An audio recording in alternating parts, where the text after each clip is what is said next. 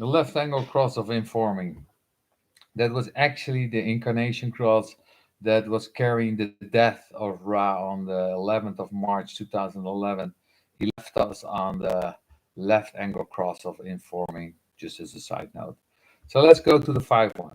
We get to the left angle cross of informing. It's the informing because we have an automatic definition. We have the 12th gate and we have the 22nd gate. We have this as well in the juxtaposition. This is the definition. So you know that this cross carries a life force, and this life force is the social or anti-social transmission of mutation, or not. This is one of the examples of singularity in a line. And yet, whenever you see singularity in a line, you will see that it's actually not really singularity. If you look here at the 47 gate, the way it's written here, there's only one is exalted, but there's still a detriment mentioned. It's just there's nothing in detriment. It just means there's no planet that brings out a different variation here. And yet every planet brings out a variation shift. And this is the line, the saint. Oh man, what a line to carry. I love this line of the saint. It's my favorite one, and it was his death line. This is whole business of being a fifth line. What a projection that you're going to be the saint. And it's a life force after all. There's a life force driving this cross. This position has special significance. I love that. And there's no planet in detriment.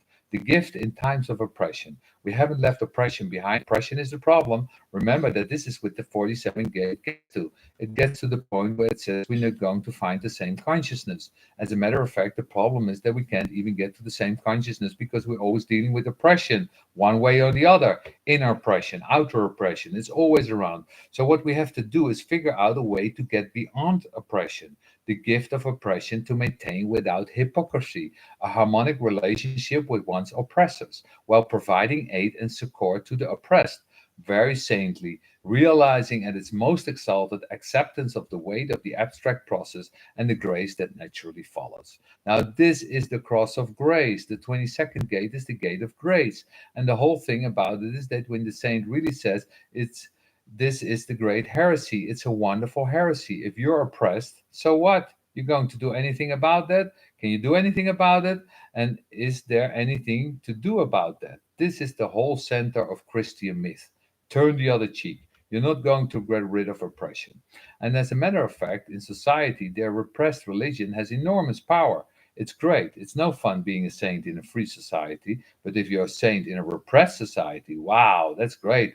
It can be saintly. I can die on a cross. I can die for you. I can show you that what it means, nothing to me, what I can repress, and I can still be there helping you and taking all the risks. So to be the fifth line personality and read this line is really nauseating.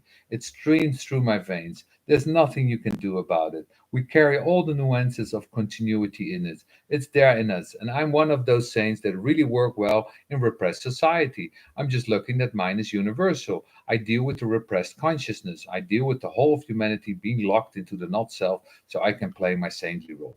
Look how nice I treat you. I eat lunch with not self people. I don't even remind you that. Aren't I sweet? And I will deal with your oppressors. Aren't I nice? I'm very saintly that way. It doesn't matter to me. I'm easy. I'll embrace the not self. I've been doing it my entire career. I understand, and hopefully, I will give you and a successor aid and a success. I will give you aid and succor so that you can find your way. They're here to inform us, after all. Ultimately, mythically, you can see very clearly what they're here to say. If you want to get rid of oppression, then you simply have to accept that oppression exists. And as long as you accept that it exists, you don't have to get rid of it. It doesn't matter. But the moment you put your attention to anything is the moment that you create an electromagnetic field in which you are trapped, and it can never be released. If you're oppressed in your relationship, accept it. If you marry the beast from hell, accept it. After all, you cannot change the beast from hell. You may be able to kill it, but that's a problem. Relationship, this is the closest to the abstract gets to an absolute. It's why it has special significance. And you can see that it's so interesting in the structure here that in the lower program, you're born with it. And the upper trigram, you have to go into the theme. You don't get there right away. You don't become a saint when you're born. It takes some doing.